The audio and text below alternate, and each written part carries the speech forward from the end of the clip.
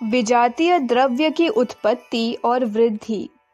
रोगों का मुख्य कारण शारीरिक मल ही माना गया है। जब हम प्रकृति के नियमों के विरुद्ध आचरण करके अपना आहार विहार दूषित बना लेते हैं और जिह्वा तथा भोगेंद्रिय की तृप्ति के लिए आवश्यकता से अधिक भोग्य पदार्थों का प्रयोग करने लगते हैं, तो हमारे शारीरिक अंगों पर अधिक भार पड़ता है और वे अपना काम ठीक ढंग से नहीं कर पाते। इन अंगों में मुख्य आमाशय भी माना गया है, जो सब प्रकार के आहार को पचाकर उसके रस से देह की पुष्टि करता है। जब उसका कार्यभार बढ़ जाता है तो वह खाए हुए भोजन का रस पूर्ण रूप से नहीं निकाल पाता और अर्धमुक्त आहार ही हमारे मलाशय में पहुंच जाता है। ऐसा आधा पचा आहार मलाशय में पहुंचकर शीघ्र ही सड़ने लग जाता है और उसमें से गंदगी मिश्रित रस निकलकर रक्त में मिल जाता है। यह दूषित रक्त ही रोगों का मूल कारण है, क्योंकि वह रक्त वाहिनी नसों द्वारा समस्त शरीर में संचरण करता रहता है और अपनी उस गंदगी को जगह जगह छोड़कर अस्वास्थ्यकर अवस्था उत्पन्न करता है। पर यह समझना कि मल केवल प्रतिदिन खाए जाने वाले भोजन से ही निकलता है, पूर्णतः ठीक नहीं है। भोजन से काफी मल अवश्य निकलता है, पर आंतों से छनकर जो मल निकलता है वह भी परिमाण में कम नहीं होता। यही कारण है कि कई दिन तक उपवास करने की दशा में भी प्रतिदिन कुछ कुछ मल निकलता ही रहता है। शरीर के जीव कोश सेल हमेशा टूटते फूटते रहते हैं। अगर वे ठीक समय से शरीर के बाहर न निकाल दिए जाएं तो वे भी मल की तरह विकार उत्पन्न करते हैं। इसी प्रकार शरीर के विभिन्न अंग, यकृत, गुर्दा, आमाशय, फेफड़ा आदि जो कार्य करते रहते हैं, उनकी कार्य प्रणाली से भी carbonic acid, uric acid, phosphoric acid आदि कई विषाक्त द्रव्य उत्पन्न होते हैं।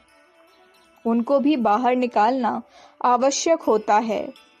चौथे नंबर पर शरीर के दोष युक्त अंग, खराब टॉन्सिल, कमजोर दांत, प्रदाह युक्त श्वास नली से भी विष उत्पन्न होते हैं। शरीर पूर्ण स्वस्थ न हो तो शरीर के भीतर रहने वाले विभिन्न प्रकार के कीटाणु भी विष के परिमाण को बढ़ाते हैं।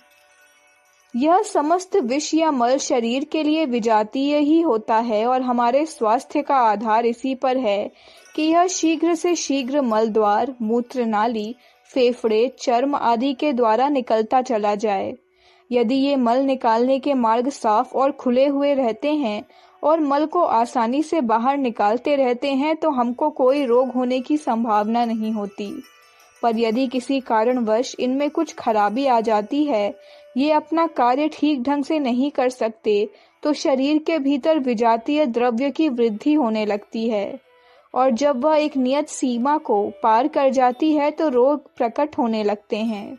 इसी तथ्य को दृष्टि में रखकर सुप्रसिद्ध चिकित्सा विज्ञान के ज्ञाता डॉक्टर सर विलियम आर बूथनेट ने कहा है कि चाहे रोगों का कितना ही विस्तार क्यों न किया जाए, पर वास्तव में रोग एक ही है, अर्थात शरीर की ठीक तरह से सफाई न हो सकना।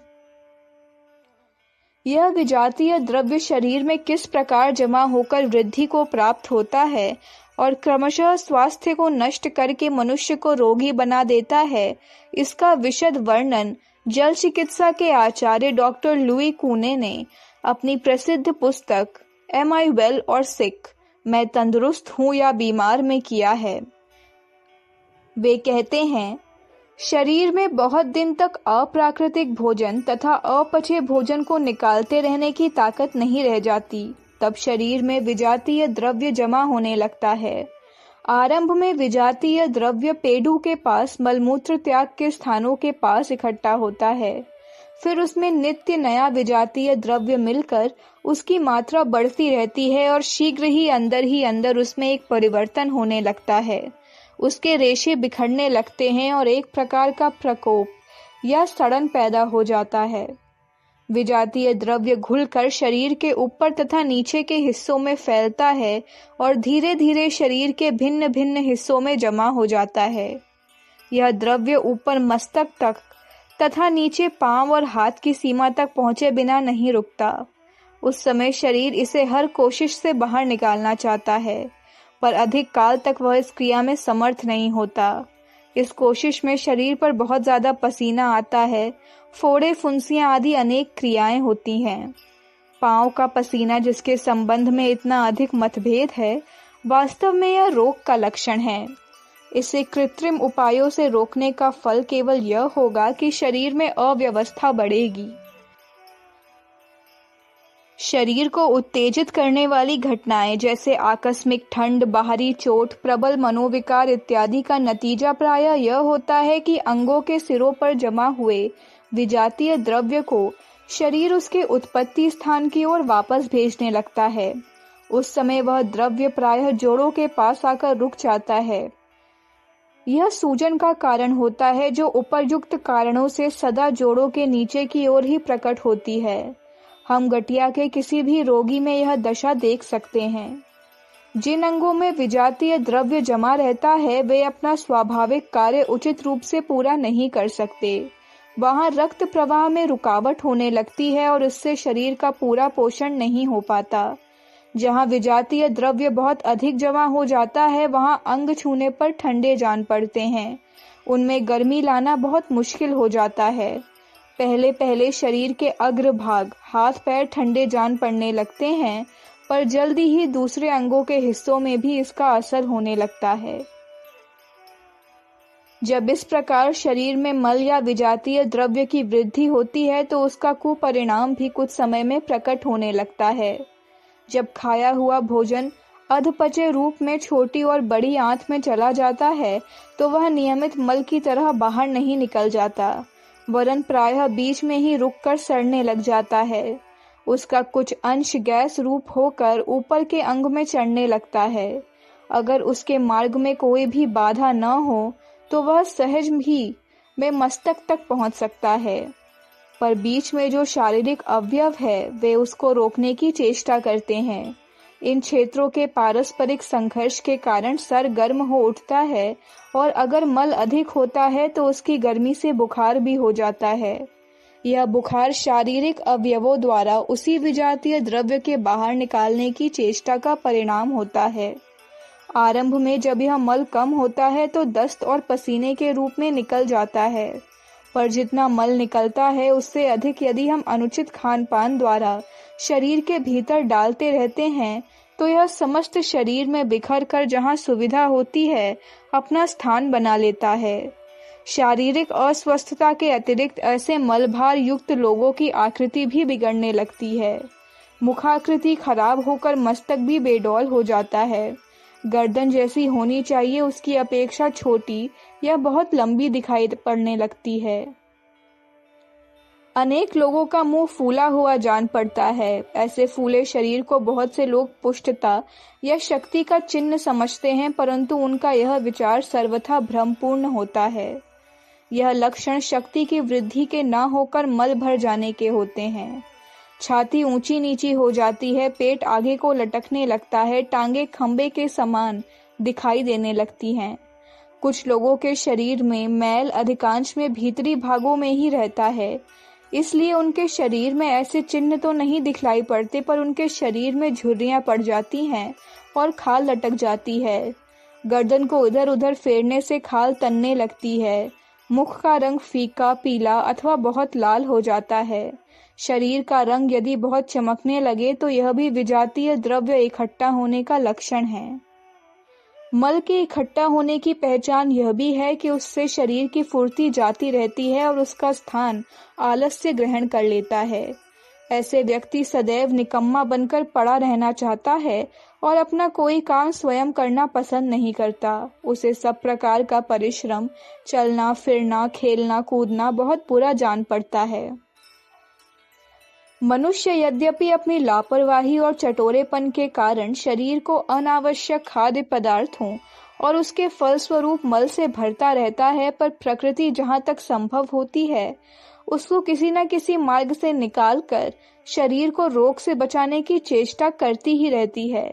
वह मलाशय से बचे हुए काम को पेशाब, पसीना और श्वास द्वारा पूरा कराने का प्रयत्न करती है। इस विधि से चर्म का काम गुर्दे से और गुर्दे का काम चर्म से लेकर प्रकृति किसी प्रकार शारीरिक व्यवस्था को ठीक बनाए रखने की चेष्टा करती है, पर यदि मनुष्य इतने पर भी नहीं चेतता और अपनी प्रकृति विरुद्ध तथा अनियमित रहन सहन में सुधार नहीं करता, अति भोजन, तंबाकू, मद्य, नशा, असमय की निद्रा, बंद स्थान में सोना आदि कुटेवों द्वारा मल को बढ़ाकर शारीरिक व्यवस्था विशृंखलित कर देता है, तो शारीरिक अवयव शरीर को साफ रखने में असमर्थ हो जाते हैं और वह मल शरीर के भीतर ही जमा होकर हानिकारक विकार उत्पन्न करने लगता है। ऐसी अवस्था आ जाने पर प्रकृति भी अपना रूप बदल देती है और सहज उपायों को छोड़कर कठोर उपायों से काम लेने लगती है। इन मलों को भस्म करने के लिए ही वह अक्सर ताप को उत्पन्न करती है, जिसकी गर्मी से मल घुलकर विभिन्न रास्तों से बाहर निकल जाए। जब कभी मल भिन्न प्रकार का होता है तो प्रकृति पेचिश और आंव के दस्त पैदा कर देती है। यदि मल श्वास नली द्वारा निकलने लायक हुआ तो प्रकृति खांसी जुकाम उत्पन्न करके मल को कफ के रूप में निकालने की कोशिश करती है। जब वह दोषों को चर्म द्वारा निकालने का प्रयत्न करती है तो उनका स्वरूप फोड़ा, फुंसी, खाज आदि का हो जाता है। इसी सिद्धांत की पुष्टि करते हुए इंग्लैंड के प्रसिद्ध डॉक्टर टॉमस सिडेनहम ने अपने ग्रंथ में कहा है कि प्रत्येक रोगी के शरीर में स्वास्थ्य को वापस लाने की प्राकृतिक चेष्टा के अतिरिक्त और कुछ उपाय नहीं होता। इसी प्रकार यूरोपीय चिकित्सा के आदि गुरु हिप्पोक्रेटस ने लिखा है, प्रत्येक रोग एक प्राकृतिक क्रिया है और उसमें जो रोग के लक्षण उत्पन्न होते हैं वे शरीर की प्रतिक्रिया से ही उत्पन्न होते हैं। इसलिए रोग की अवस्था में चिकित्सक का एकमात्र कर्तव्य यही है कि वह जैसे संभव हो प्रकृति की सहायता करे।